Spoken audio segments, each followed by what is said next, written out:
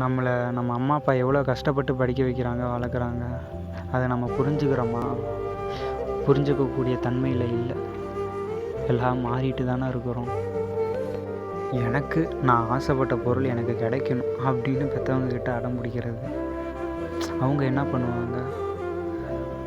நம்ம பசங்க கேட்குறாங்களேன்னு அவங்களும் முயற்சி பண்ணுவாங்க, கஷ்டப்படுவாங்க. அதெல்லாம் நம்ம கண்டுக்கிறோமா? கவலைப்படுறோமா? இல்லை நினைக்கிறோமா? நமக்காக தானே இவ்வளோ கஷ்டப்படுறாங்கன்னு அப்படின்னு நம்ம நினைக்கிறதே இல்லைல்ல. நமக்கு கிடைச்சது, நம்ம நினச்சது நடக்கணும் அப்படின்னா நம்ம ஒரு விடாப்பிடியான ஒரு அடமெண்டாக இருக்கும்.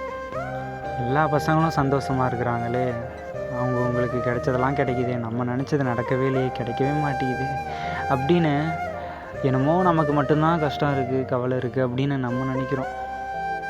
ஆனால் இருக்கிறத வச்சு நம்ம சந்தோஷமாக இருக்கணும்னு நமக்கு புரியாதில்ல, நம்ம மண்டைக்கும் ஏறுறதில்ல. அதெல்லாம் நமக்கு இப்போ கூட புரியாது. அதெல்லாம் கொஞ்சம் நாளாகும்.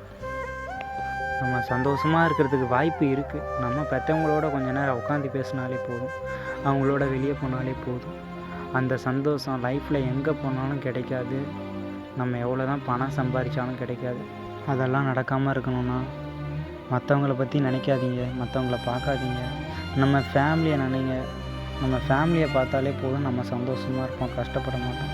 அப்படி கஷ்டப்பட்டாலும் சந்தோஷம் கிடைக்கும் ஒரு நாள். அந்த சந்தோஷம் நிரந்தரமாக கூட இருக்கலாம். மற்றவங்க சந்தோஷமாக இருக்கிறானே நினைக்காதீங்க. உங்களுக்காக நீங்கள் வாழுங்க. யாருக்கிட்டையும் எதையும் எதிர்பார்க்காதீங்க. நமக்கு அது கிடைக்கணும், நம்மளை நம்பணும். அப்படி இருந்தால் தான் எதுவாக இருந்தாலும் நம்ம ஆசைப்பட்டது, நம்ம லட்சியமாக அதை அடையணும்னு நினைக்கிறோம் பார்த்தீங்களா, அது கண்டிப்பாக கிடைக்கும். ஃபீல் பண்ணிக்கிட்டே இருந்தால் ஃப்யூச்சரில் செட்டில் ஆக முடியாது.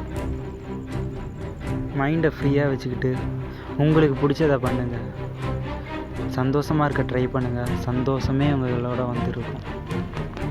ஒரு நாள் கூட சந்தோஷமாக இருக்க முடியலையே, நமக்கு பிடிச்ச மாதிரி இருக்க முடியலையே அப்படின்னு எதுக்கு ஃபீல் பண்ணிக்கிட்டே இருக்கணும்? இப்படி இருந்தால் நம்ம நினச்சது நடக்காது. எல்லாம் ஒரு நாள் மாறும்.